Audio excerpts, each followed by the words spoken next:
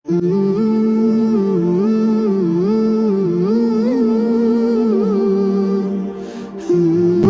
के विसाल ज़ाहिरी के अय्याम करीब आए तो हुजूर ने सुर्ख पट्टी बांधी, तेज बुखार है नबी करीम को, तो सहाबा सहारा दे के मस्जिद में लाए। नबी पाक अलैहिस्सलाम को बज़ाहर सहारा दे के लाया गया। करीम रसूल ने लोगों को जमा किया, हुजूर आज क्या होने वाला है, आज क्या कहा जाएगा, आज किस लिए मीटिंग बुलाई है। नबी करीम के कुल सहाबा जब मस्जिद में जमा हुए तो खचाखच मस्जिद भरी है। मिसाल ज़ाहिरी से चंद यौम पहले की बात, नबी पाक ने फरमाया आज तुम्हें कोई जिहाद की तरगीब नहीं देनी, आज कोई नया पैगाम नहीं देना, आज तुम्हें बताना है कि रब ने अपने बंदे को इख्तियार दिया है, चाहे तो दुनिया में रहे चाहे तो उसकी बारगाह में हाजिर हो जाए।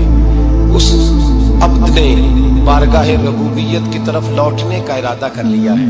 हजरत सिद्दीक़ अकबर रोने लगे तो सहाबा ने कहा तुम्हें क्या हुआ, कहने लगे समझ नहीं रहे, किसी की बात नहीं कर रहे, नबी पाक तो अपनी बात फरमा रहे हैं, उसने जाने का इरादा कर लिया।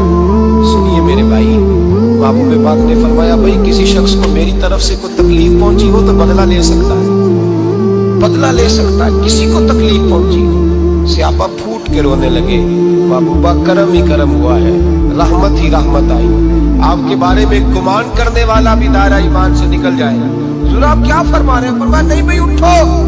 पीछे से जनाब अकाशा बिन मौसन उठे, हाथ कांपते हैं आगे बढ़े, कहने लगे या रसूल अल्लाह, एक जंग के मौके पर आपने दुर्रा मारा था, नंगी पीठ पर सफ़े सीधी कराते, बात दिल में रह गई है, मैंने बदला लेना है।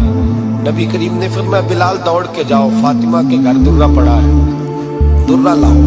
सैयदना बिलाल हबशी कहते मैं गया, दस्तक दी, सैयदा तैयबा ताहिरा हजरत फातिमा फरमाने लगी बिलाल कैसे आए हो? अम्मा जी वो दुर्रा चाहिए था। सैयदा को तशवीश हुई, कहने लगे बिलाल ना तो जंग पे जाना है, ना जिहाद है, ना कोई ऐसा मौका है, हुजूर की तो तबीयत मुबारक बज़ाहिर बड़ी अलील है, दुर्रा क्या करेंगे? हजरत बिलाल अर्ज करने लगे अम्मा जी एक सहाबी बदला लेने लगे हैं, साहिब तबकात ने जुमले लिखे हैं, कहते हैं बीबी साहिबा ने दुर्रा भी दिया और इमाम हसन हुसैन को भी बाहर निकाला। फरमाने लगी अकाशा से कहना 100 दुर्रे मारे इन दो शहजादों की जिस्म पर, नबी पाक के करीब न जाए, मैंने 2 बच्चे पैदा ही अपने महबूब पर कुर्बान करने के लिए किए, इनको ले जा। हजरत बिलाल कहते मैं 2 शहजादे लेके आया और जब दरवाजे में मैं लेके पहुंचा तो नबी पाक ने देखा तो आंखों में आंसू आ गए, फरमाया इनको बिठा दो, मुझे पता है फातिमा ने क्या कह के भेजा है। हजरत सैयदना बिलाल फरमाते दुर्रा मैंने जनाब अकाशा को दिया, हजरत अकाशा दुर्रा लेके आगे जो बढ़े तो हजरत अबू बकर सिद्दीक ने उनके पैरों पे हाथ रखा, फरमाया अकाशा मेरी तरफ आ जा, मुझे मार दुर्रे, नबी पाक के करीब ना जा। मुस्तफा करीम ने फरमाया अबू बकर तू हट जा, इसे आने दे। फरमाते मैं चंद कदम आगे गया तो मौला अली शेर खुदा ने मेरे पैर पे हाथ रखा, कहने लगे अकाशा सोच तो सही तू क्या कर रहा है। हुजूर ने फरमाया अली हट जाओ, मेरा और उनका मामला है। जनाब अकाशा आगे बढ़ रहे, नबी करीम ने फरमाया मैं अपनी उम्मत को दर्श देना चाहता हूँ, खबरदार खबरदार जिंदगी में तुम्हारे हाथ से जुबान से किसी को तकलीफ ना पहुंचने पाए, खबरदार याद रखना वो माशरे बिगड़ जाते हैं, वो माशरे तबाह कर दिए जाते हैं जहाँ जुल्म होता है, जहाँ ज्यादती होती है, जहाँ लोगों को सताया जाता है। महबूब करीम के करीब आए हजरत अकाशा, हुजूर मेरी पीठ नंगी थी, आप भी जरा कपड़ा हटाइए। नबी करीम ने पीठ से कपड़ा हटाया, जनाब अकाशा ने दुर्रा जो उठाया तो सहाबा की चीखें निकली। हजरत अकाशा ने दुर्रा दूर फेंका, हुजूर के बदने अतहर से लिपट गए, चूमने लगे, कहने लगे हुजूर वो तो सफ़े सीधी कराते लाग गया था, आपने कहाँ मारा था? या रसूल अल्लाह मैं तो बहाना बना रहा था कि जाती दफा मुझे वजूद चूमने का मौका नसीब हो जाए, मुझे ये मौका नसीब हो जाए। मेरे हबीब ने फरमाया जिसने जन्नती देखना हो मेरे अकाशा की ज़ियारत कर ले। भाई जुल्म का दरवाजा खुला हुआ और लोग भूल जाते हैं ज्यादती करते, वो बहू से ही क्यों ना करें, वो अपने घर के भूल जाते हैं कि शायद पूछने वाला कोई नहीं, शायद मेज़ान नहीं लगेगा। ईरान के बादशाह ने अपने बेटे को पढ़ाने के लिए एक उस्ताद साहब का बंदोबस्त किया। उस्ताद साहब को कहा कि मेरे बच्चे को दीन पढ़ाइए, मैं चाहता हूँ कल इसने इनाने हुकूमत को संभालना है तो ये दीन से आगाह हो जाए, इसको कुछ सिखाइए पढ़ाइए। बहुत नेक बुजुर्ग बड़े दरवेश आलिम पढ़ाने लगे, अस्बाब मुकम्मल हो गए, دین کے اسباق قرآن مجید پڑھایا، احادیث طیبہ کا درس دیا، اصول فقہ سے روشناس کرایا۔ جب بچے نے مکمل تعلیم حاصل کر لی اور آمین ہو گئی، دستار ہو گئی، فارغ ہو گئے، تو پھر ایک دن استاد صاحب نے کہا بیٹے کل تم نے ضرور آنا ہے، کچھ بات کرنی ہے۔ شہزادہ گیا ملنے استاد صاحب سے، استاد صاحب نے کنڈی لگا لی، ہاتھ میں درہ پکڑ لیا، مار مار کے پورے وجود کو زخمی کر دیا، کوئی غلطی نہیں، کوئی بات نہیں، مارا۔ بچہ آیا آ کے بادشاہ سلامت سے کہا کہ ابا جی سمجھ نہیں آئی، بڑا مارا ہے استاد۔ سیانے تھے نا بادشاہ، یہاں تو قاری صاحب روز کٹہرے میں کھڑے ہوتے ہیں، مولوی صاحب آپ نے میرے بچے کو کیوں مارا ہے؟ آپ 8,000 کے مولوی ہیں، میرا کئی کروڑ کا بچہ ہے، سویرے بدل لیں گے، خبردار آپ نے بچے کو ہاتھ لگایا، اپنی حیثیت میں رہے معاذ۔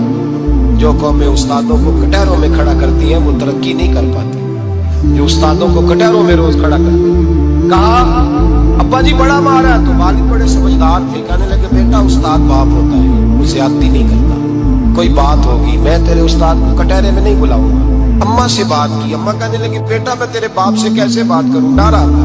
وقت گزر گیا، 22 سال بیت گئے، 22 سال گزر گئے، بادشاہ کا انتقال ہوا، شہزادہ تخت پہ بیٹھا، پہلا حکم یہ دیا کہ میرے استاد کو بلاؤ، پہلا حکم۔ استاد جی بوڑھے ہو گئے تھے، چھڑی کے اوپر ٹیک لگا کے آئے اور بھویں سفید ہو کے جھک گئی تھی، یوں آنکھ کھول کے بڑی مشکل سے دیکھا، کہنے لگے شہزادے حکم ہو۔ کب میں شہزادہ نہیں، اب میں بادشاہ بن گیا۔ استاد جی 22 سال بیت گئے، آپ نے مارا تھا، پر وہ درد چونکہ زیادتی کی تھی، میرا قصور کوئی نہیں تھا، تو نہ میری روح سے درد گیا ہے نہ میرے جسم سے گیا ہے، میں بے اختیار تھا، پوچھ نہیں سکتا تھا، آج با اختیار ہوا ہوں۔ سب سے پہلے پہلا حکم آپ کو دیا، بلایا ہے، بتائے کیوں مارا تھا، کیوں مجھے مارا تھا، میری زیادتی بتائے۔ استاد بوڑھے استاد کی آنکھیں آنسوں سے بھر گئی، کہنے لگے بیٹے بس آج کے دن کے لیے مارا تھا، یہ جو دن آ گیا نا میری زندگی میں اس لیے مارا تھا، یہ میں چاہتا تھا میری زندگی میں وقت ہے، آج کے بس میری مراد پوری ہو گئی۔ کہ صاحب کس لیے مجھے بھی سمجھائے۔ آپ فرمانے لگے کتنی دیر ہو گئی تجھے مار کھائے ہوئے، کتنا زمانہ بیت گیا؟ کہنے لگا 22 سال۔ فرمایا زخم بھولے تو نہیں، درد ختم تو نہیں ہوئی، تمہیں بات 1 منٹ کے لیے بھی تمہارے حافظے سے محو تو نہیں ہوئی؟ کہ استاد جی روز رات کو یاد آتا، روز خیال آتا تھا۔ استاد کہنے لگے بھائی تو بے اختیار تھا، پوچھ نہیں سکا، 22 سال تجھے یاد رہا، مجھے پتا تھا تو ایک دن حکمران بنے گا، میں نے تجھے اس لیے مارا تھا کہ بیٹے یاد رکھنا، کسی پہ ظلم نہ کرنا، اگر تجھے 22 سال تک یاد رہا ہے تو جس پر تو ظلم کرے گا اسے بھی قیامت تک یاد رہے گا، اور یہ یاد رکھنا تو آج با اختیار ہوا تو تو نے مجھے بلا لیا ہے، قیامت کے دن غریب با اختیار ہو جائیں گے، مظلوم با اختیار ہو جائیں گے، وہ با اختیار ہوں گے باللہ الواحد القہار، رب کریم کی بارگاہ کے اندر ان کا اختیار ہوگا، اکیلے اللہ کی حکمرانی ہوگی، پھر وہ بلائیں گے بڑے بڑے کچھ کلا، دنیا میں جن کی پگڑیاں اونچی تھی وہ سر جھکائے کھڑے ہوں گے، دنیا میں جو ڈکٹیٹر بنتے تھے ان کی پشتیں لال ہوں گی، ان کو غدار لکھا جائے گا، قیامت تک نہیں بھولے گا۔ ظلم کرنا تو سوچ سمجھ کے کرنا، نہ کرنا جتنا تم سہ سکتے ہو، اتنی زیادتی کرنا جتنی قیامت میں تم برداشت کر سکتے ہو۔ میرے نبی کریم صلی اللہ علیہ وسلم نے فرمایا ظلم سے بچو، یہ قیامت کے اندھیروں میں سے ایک اندھیرا ہوگا، زندگی میں زیادتی نہ کریں، اگر تھوڑی دیر کے لیے کوئی چیز برداشت کر جائیں گے تو وہ فائدہ دے جائے گی، کچھ دیر کے لیے اگر سہ جائیں گے تو نفع مل جائے گا، سہنے کی کوشش کریں لیکن زیادتی نہ کریں، نظر کو، سوچ کو، ذہن کو پاک رکھیں، اور میرے بھائی زندگی پوری ظلم سے بچیں، زیادتی سے بچیں۔ امیر المومنین حضرت جناب سیدنا عمر فاروق رضی اللہ تعالیٰ کو رات گھر میں تھے تو رونے لگے،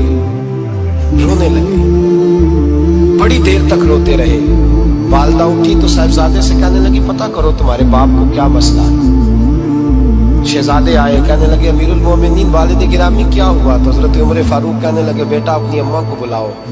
والدہ آ گئی، کیا بات ہے؟ کچھ طبیعت خراب ہے تو حکیم کا بندوبست کیا جائے۔ تو حضرت عمر کہنے لگے کچھ بھی نہیں، آج مسجد سے نکلا ہوں تو نبی پاک کے صحابہ میری تعریفیں کر رہے تھے۔